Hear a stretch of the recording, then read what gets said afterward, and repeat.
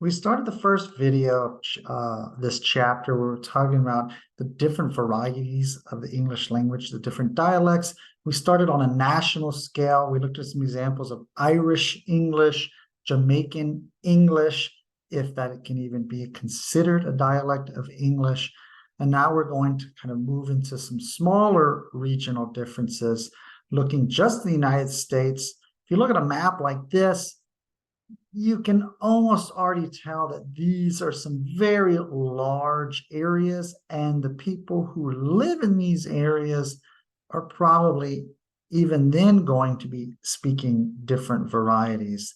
Yes, there are some aspects of the different dialects of English in the southern United States. Probably one of the most noticeable characteristics would be the second person plural, y'all. There aren't that many people in maybe the Pacific Northwest or in the Midwest that say y'all.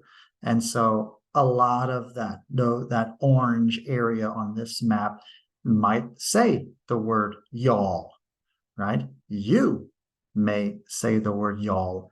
I certainly grew up saying the word y'all. That's what you said. People talked like that. But I have relatives in Florida, and I can tell you that they don't speak the same way that we do here in Lafayette, Louisiana.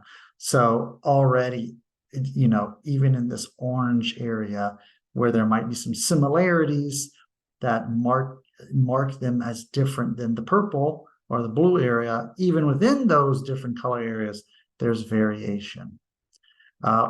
One video that I recommend just for a good chuckle is there are various videos online on YouTube or TikTok where they have the Baltimore accent challenge. I've never been to Baltimore, but in these videos, different people from the Baltimore area try to pronounce the sentence Aaron earned an iron urn, and I get a chuckle out of this. Not just a little bit because my name is Aaron and they don't seem to be able to pronounce my name. I can't show you the video. This is probably the video with the most views because there is some foul language on it. So I won't put it on the classroom video, but you can, if you haven't seen these already, go check it out and get a good chuckle. But the way that people in Baltimore pronounce these words definitely different than down here in South Louisiana, and definitely would not be considered standard English. So again, if you were a teacher in a school in Baltimore, would you try to correct your students' pronunciation? Assuming you did not grow up in Baltimore yourself, or would you say, well, that's just the way people speak in Baltimore, so I'm going to let it be? Again, those are considerations that we have to make as educators. If you grew up down here in southern Louisiana, in the Acadiana area, like I did, then you're probably more familiar with some Cajun English. If your family's not Cajun, you probably still have heard people growing up who, especially older folks, who spoke this variety of English with the Cajun accent and using Cajun words. And if you listen to Cajun or Zydeco music, if you go to festivals and things like that, where people are, come from more Cajun areas, you're probably more familiar with this. This old man sounds a lot like my grandfather. It's a short video, so let's take a minute to listen to him speaking Cajun English. She was running toward the rent trailer and she just fell after the second shot. But that wasn't all. Lennis Guillat says his neighbor, 71-year-old Turney Douillant, wasn't finished with his wife. And then he went with the gun over her, and I guess she was begging with him not to shoot her again. Guillat says fortunately Turney didn't shoot again. He ran away. I went and got my pistol and put it in my pocket in case he come and bust my door. But that didn't happen. He was arrested without incident. They told him to lay down, and he lay down by her, with his hand stretched out. But he didn't have no gun by then. He went and hid. Giat and other neighbors say they've never seen the couple have problems before. They say it's shocking that something like this happened on their street. Oh, I was nervous. I couldn't even call the cops. The identity of the victim is not being released at this time, but we are told her injuries are not life-threatening. Duyon is in the Lafayette Parish Jail, charged with attempted second-degree murder. Okay, so we didn't have the benefit of subtitles on this video, so you might have hopefully not had as much, again, because we're in the United States, maybe there was not as much dialectical difference between this Cajun English and the English that we recognize. Not as much different as the man in Ireland or definitely the man in Jamaica. It seemed like these differences were mostly in pronunciation. I had a lot easier time understanding everything that this man said, but I grew up with people who talk like this. This sounds exactly like my grandparents, so I'm very familiar with this dialect. If you're not from this area or your family's not Cajun, maybe you had a little bit more difficulty understanding everything he said. But it's not just pronunciation, right? If we got a transcript of everything this man said, you would see that even though he doesn't use a lot of Cajun French words and vocabulary, there's definitely grammatical differences that would be considered wrong, right?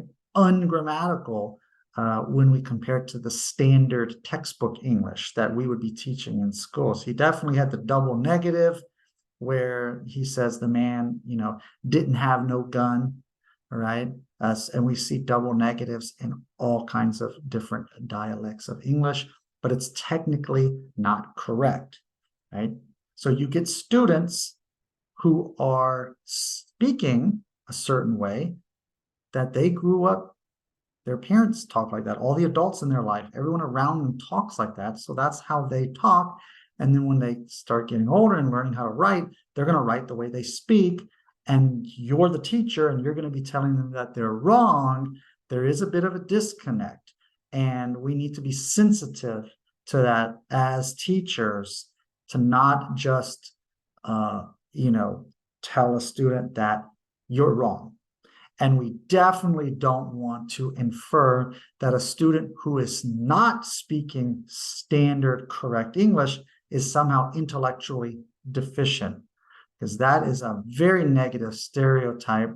If your grammar's wrong, if your pronunciation is a certain way, if you use certain words, if you use the word y'all or you use the word ain't, you're automatically somehow a redneck, a hillbilly, you're ghetto, you're stupid, you're dumb, you're uneducated, you're a rural hick or something. Those are the kind of negative stereotypes that we need to completely eliminate from our classroom and from our teaching. Okay.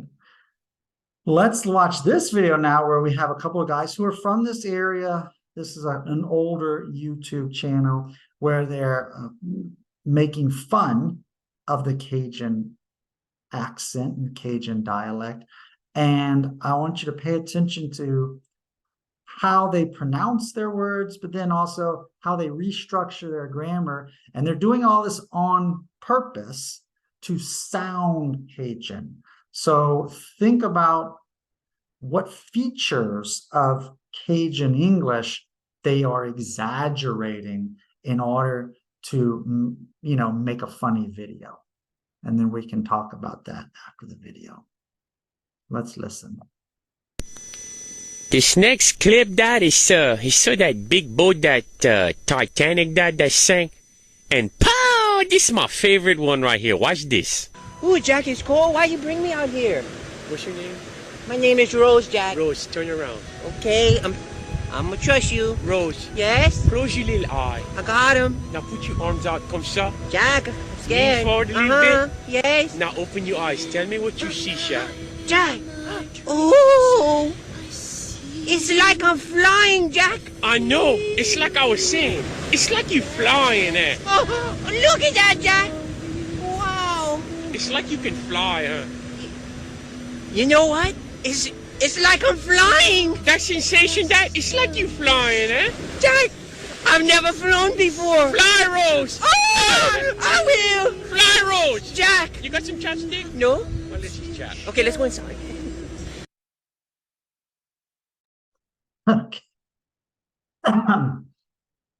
If we watch this video, full video, and the other videos on this guy's channel, Mr. Poo Poo Broussard, you might start to see, how they're pronouncing the words, what little Cajun French words they sprinkle in there to sound Cajun. Okay, so very often when we want to parody a certain dialect, or even if it's done in a serious light, if some Hollywood actor is trying to sound like they're from Texas, trying to be a cowboy, or we want to sound like you're from Chicago and do a Chicago accent, very often we will take the most noticeable differences in pronunciation or in vocabulary, and we exaggerate those. And that's why you've probably noticed that a lot of people who are trying to sound Southern or make fun of people from the South, they will overuse the y'all, right? They'll just say y'all, y'all, y'all, even in situations where people in the South would not use the word y'all, because they actually don't really know the intricacies of the actual language. They just hear that y'all, and so they say, I'm y'all, y'all, y'all, and they're overusing it. So again, being aware of those differences, because we are aware of those differences. And often we're aware of the most obvious differences and not the more subtle differences. So there's a video that I have supplied on this PowerPoint that you can download on Moodle that gets pretty technical. It's very linguistic in nature, so I won't play it here. If you're interested, they go over, again, a few of the differences between standard English and Cajun English, right? For example, the lack of use of the TH sound, where that becomes dat. We all know from the New Orleans Saints slogan, who dat, right? Who dat? That kind of dialectical differences, and there are many of them. Okay. One of the slides here that I have and that you can try out is to look at this sample conversation in Cajun English and try to translate it into what we would consider standard correct English. I threw in a couple of Cajun French words. If you're not familiar with them, you might have to Google them. LSU has a website that I will link on Moodle with a very helpful Cajun French dictionary, a Cajun French to English dictionary. But yeah, so you can see, just looking at this, there's not only a few little Cajun French words sprinkled in, there's definite differences in grammatical structure. And the thing is, if you grew up in an area where people spoke this way, it's not wrong. That's the way people talk, right? It's not until you get to school and we try to push everyone to speak and read and write the same English that we get into those standards. And again, though, that standard, someone has to decide which English are we going to teach, right? Which pronunciation, if we're teaching phonics to little kids, how do we teach it? When we start teaching writing, how do you spell the word? What is the correct spelling of words? Spellings change over time, sometimes over just a couple of generations. When I was a kid, you would still see restaurants advertising donuts spelled D-O-U-G-H, dough nut. I don't see that anymore at all.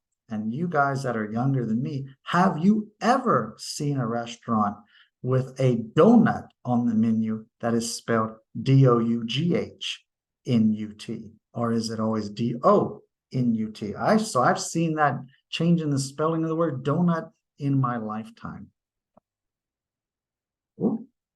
So not just translating Cajun English, your textbook on page 232 has a couple of examples of Appalachian or Appalachian English. This is maybe from around the Gatlinburg, Tennessee area, right? These are direct quotes from people. Looking at these examples, if I gave you on the final exam an example of an English dialect, either Cajun or Irish or Appalachian English, would you be able to pick out some differences, right, in vocabulary, in grammar, and explain how that dialect differs from standard English? That would be a great final exam question. So if you want to take a stab at it and answer these questions, send me your answer by email, and I can tell you if that would be a satisfactory answer for a similar question on the final exam. This is good practice. Our next video will be looking at African American vernacular English, probably one of the most noticeable dialects in the United States.